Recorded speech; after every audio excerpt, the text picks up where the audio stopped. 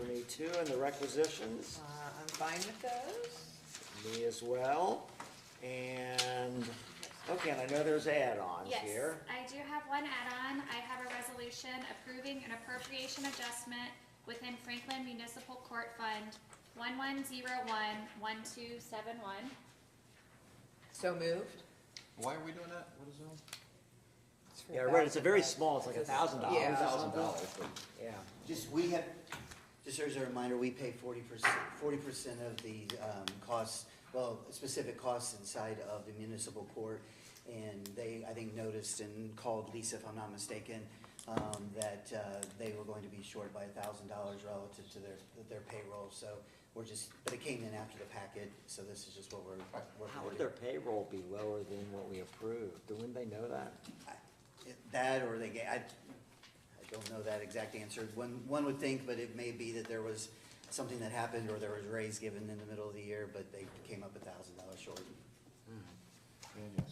Yes. And by the way, I'll ask a question about that, about municipal courts. So we're responsible to pay for the county courts and all the municipal courts, or only certain municipal courts or a certain part of it? Because I know Mason pays for their court in part and covers, you know, and Deerfield is in part of that. And then you've got Lebanon and you've got Franklin. How does this work in terms of the cut that we pay and what they pay? So actually, there's a old opinion that Bruce has that we might have to dust off and give, but we, for the Franklin, the Lebanon, and the Mason Municipal Court, there's certain things that we as a county are obligated to pay 40% of. So it's like 40% of the judge's salary. I think like the first bailiff, and then there's things that it fades off to people. We can get that opinion for you unless. That's correct. You're spot on. 40%? Yeah, it's 40% of certain positions. Of certain positions? Yes, not the whole court. Okay. And, all right, thank you. I mean, I'll dig it up and forward it on to you if you'd like to see it, but I think you did that probably 15 years ago or so, is the opinion? Probably longer than that. Yeah. Maybe in excess of 20. And you're looking just as young as you were. God bless you. Okay. All right, so is. Wait, there's another one. I'm sorry, yes. And then I do have 3 items for consideration, not on the consent agenda.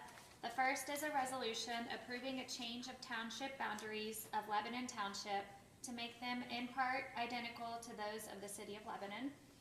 Well, now, before that, what other township were they in?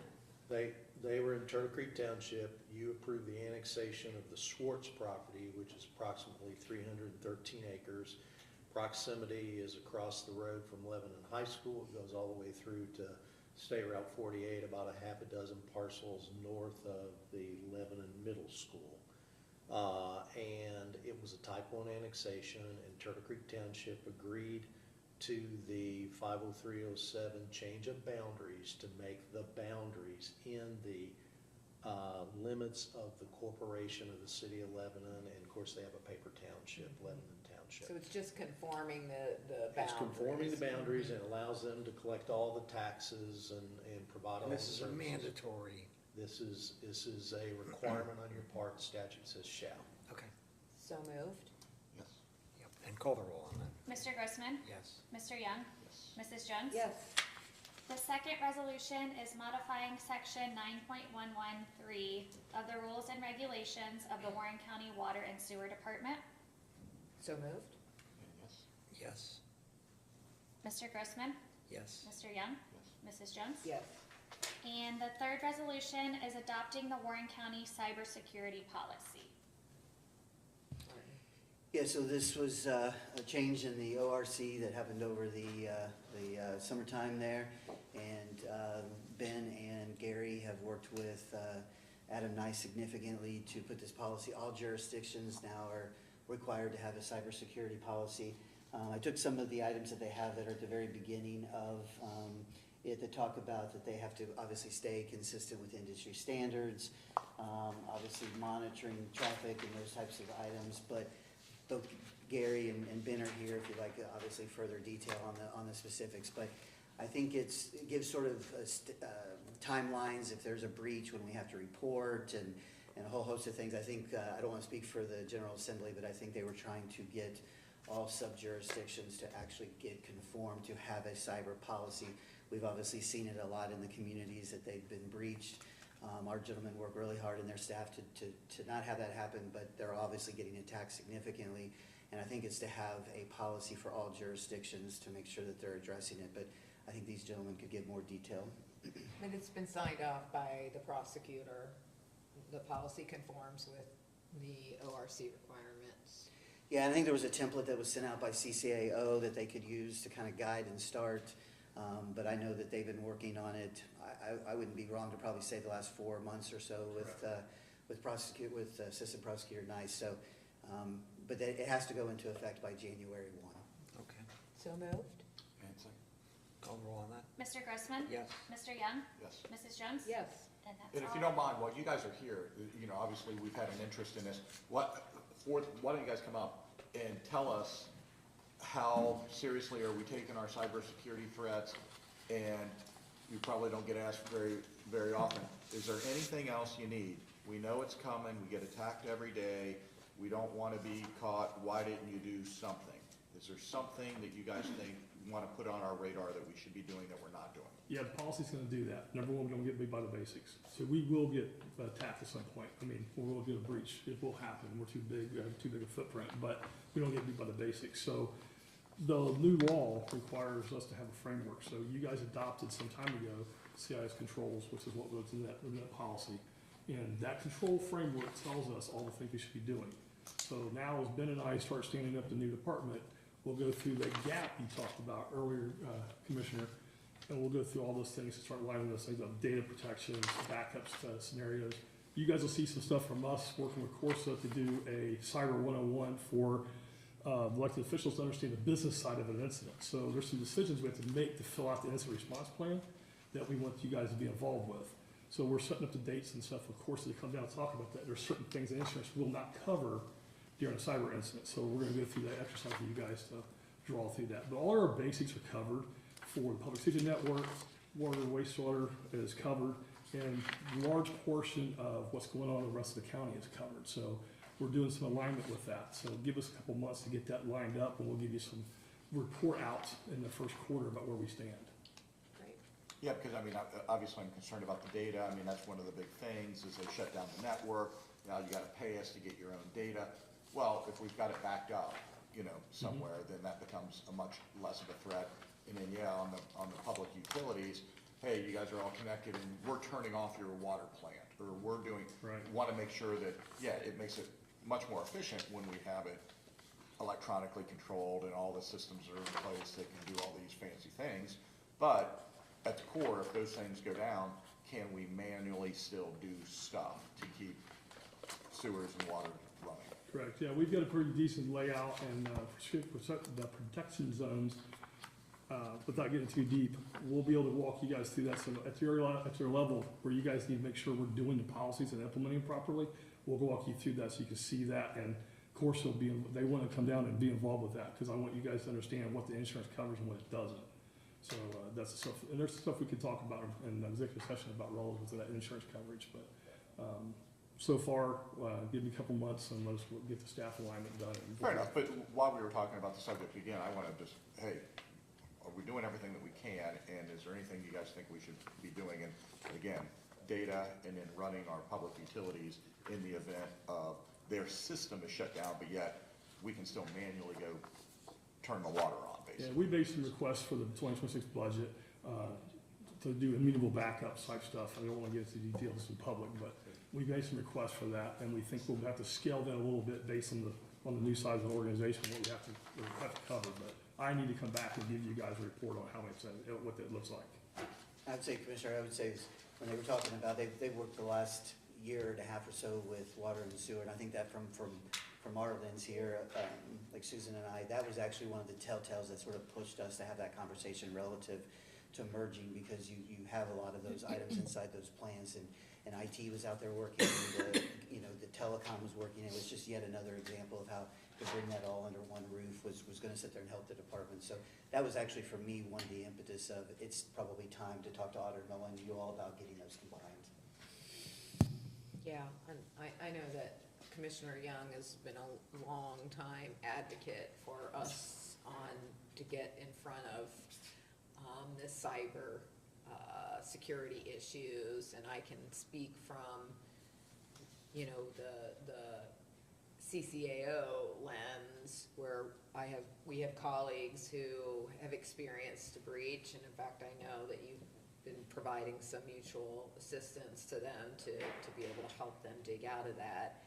And not every county has been as ahead of the curve as we have, in large part to Commissioner Young's kind of insistence around that. And then I think the combining of these two departments is really a critical back end deal to be able to implement that properly. So I personally appreciate both the commissioners' insistence on this and prioritization of it, as well as both of you for the work that you've put in to do what we can to keep our data and our information protected. I know it's a constant drag, but thank you for the work you're doing. Thank you. Okay, thanks very much. Take care. All right, so we have a motion to adjourn the meeting. We need to, is there a resolution? Oh, I'm sorry, do we need something on that? They did that, sorry, I apologize. We did that first. I apologize. Yeah, Right, we finished that already, yeah. so moved. Yes. Yes. Okay, so now can we open up our work session agenda? All right, so let's begin with Susan. You're gonna give us our budget information. Thank you, Susan. Thank you, gentlemen.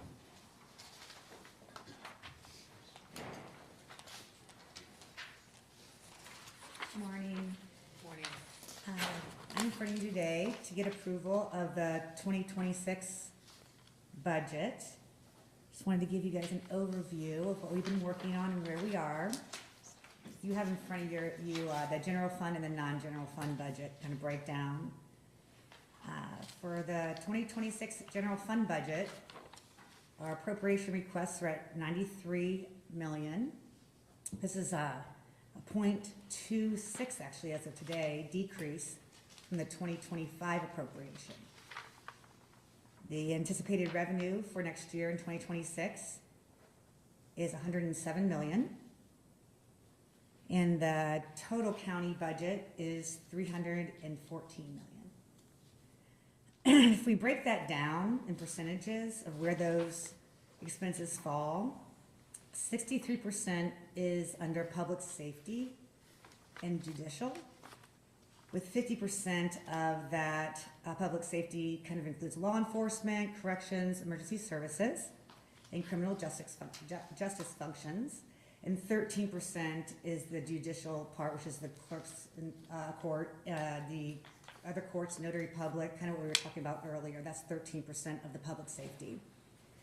32% of the general fund budget is legislative and executive, and that includes administration, technology, facilities, garage, and just day-to-day services. And that leaves 3% for human services. And that includes general health, veteran services, soldier relief, things like that. That's 3%. So the majority of our general fund budget is falling under public safety and judicial costs. This year we are putting $13.5 million to set aside in the rainy day fund.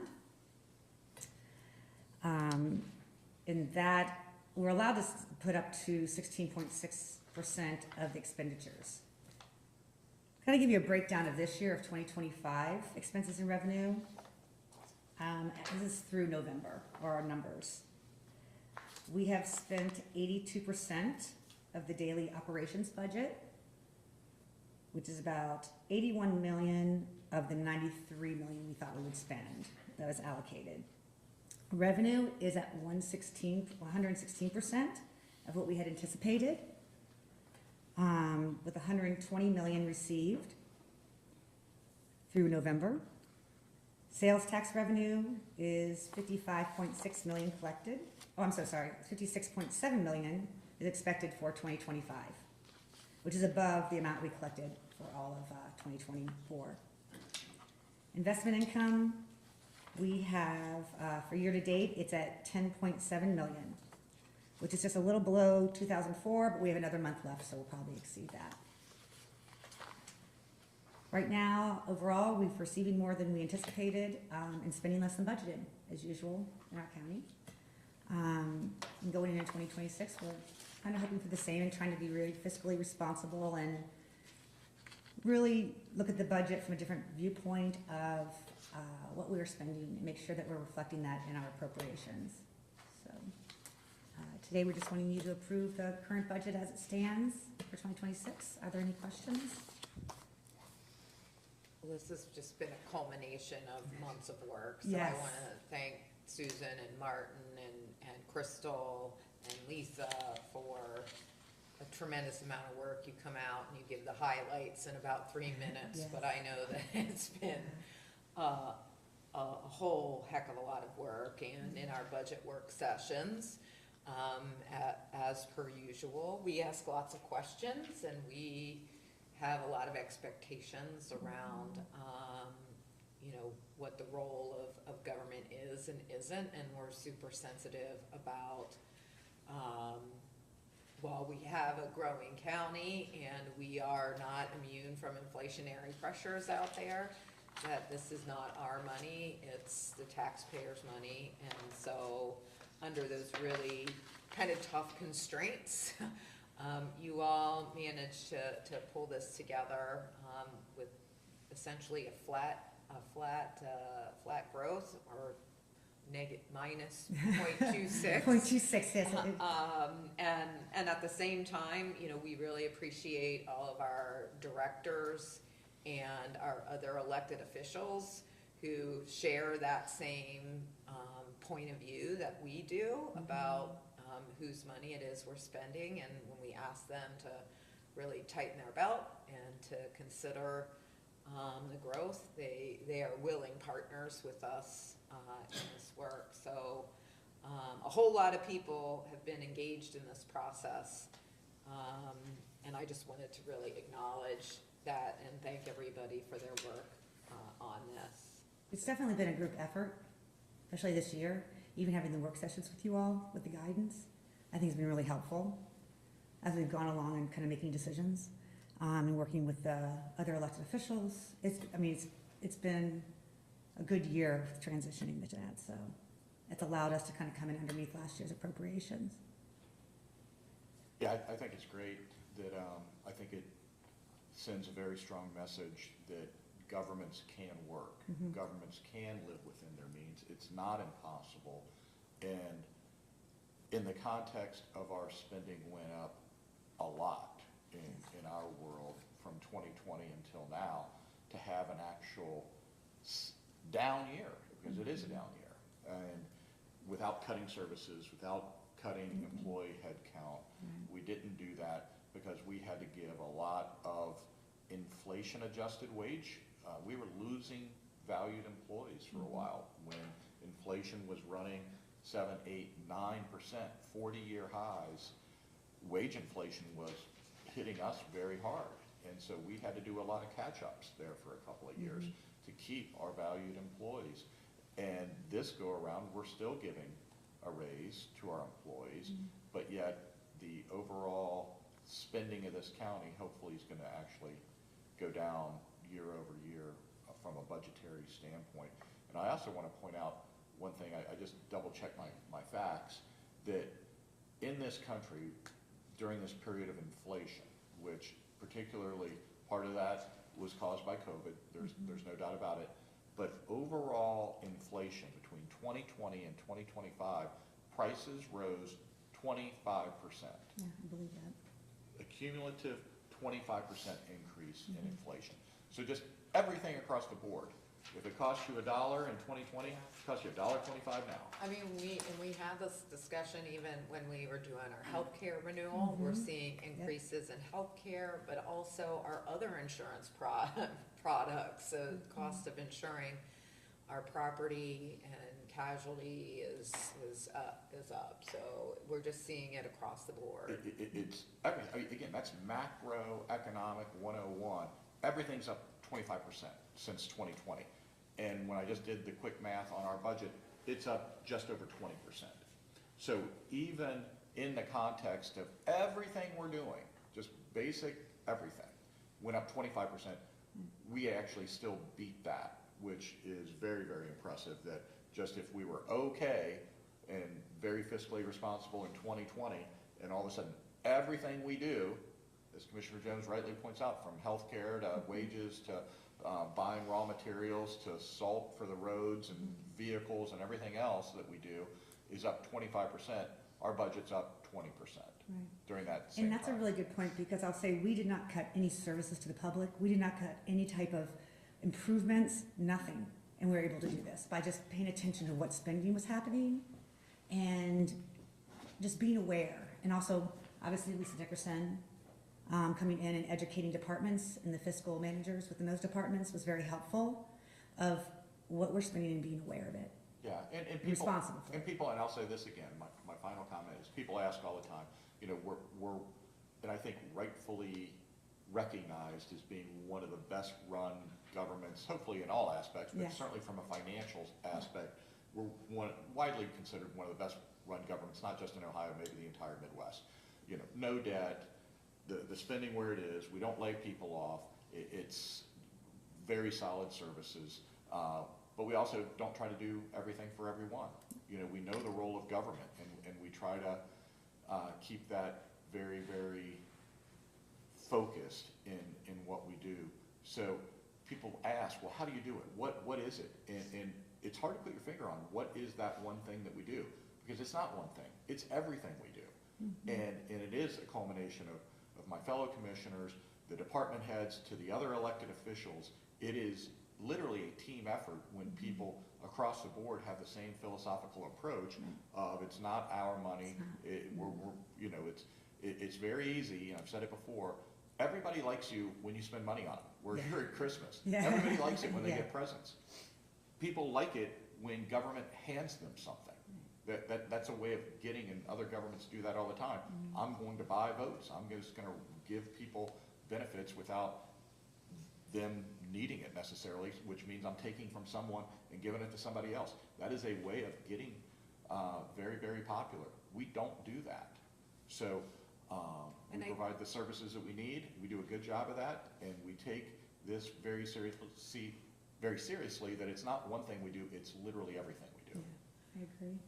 And I would just sort of add that, you know, through our budget conversations, you know, we've been conscious of two other issues that have really been weighing in on top of the inflationary pressures and so forth that we've been super conscientious about is first of all, how this most recent reevaluation impacted residential property taxes, and wanting to be, you know, we don't like to sit on huge balances, so while we don't like to grow government where it's not appropriate, I mean, we are a growing county, so there are things that have to continue to grow, especially in our criminal justice area, but you know, it isn't our money, and so when we have increased revenues, as we've done previously, and have offered some property tax relief for residential property owners, you know, that same issue has come before us again.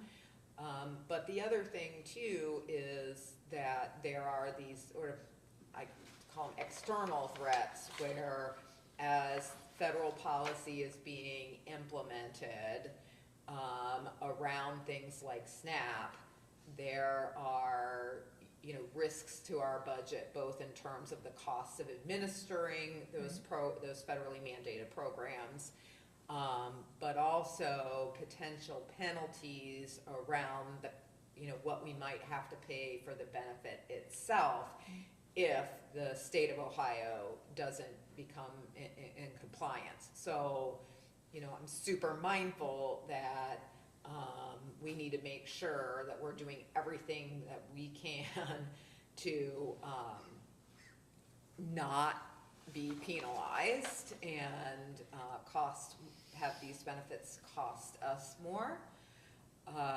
But that's a risk that's out there that we're trying to manage against.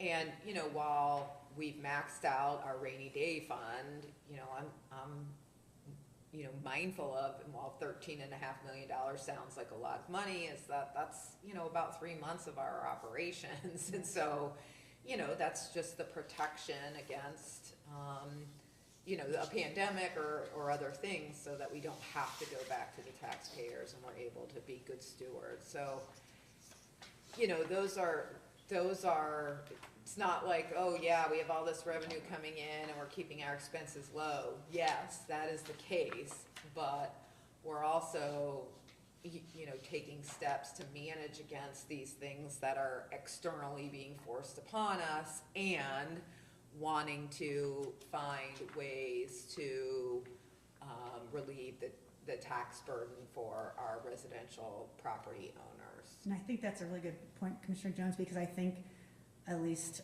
in our conversations, is being tasked with knowing what might be coming also, and being prepared for that and being aware. It's not just about doing this budget today, but being aware of what might happen in 6 months or 8 months, and knowing those policies or changes that might happen allow us to shift accordingly. And that's been helpful. So kind of that pre-planning.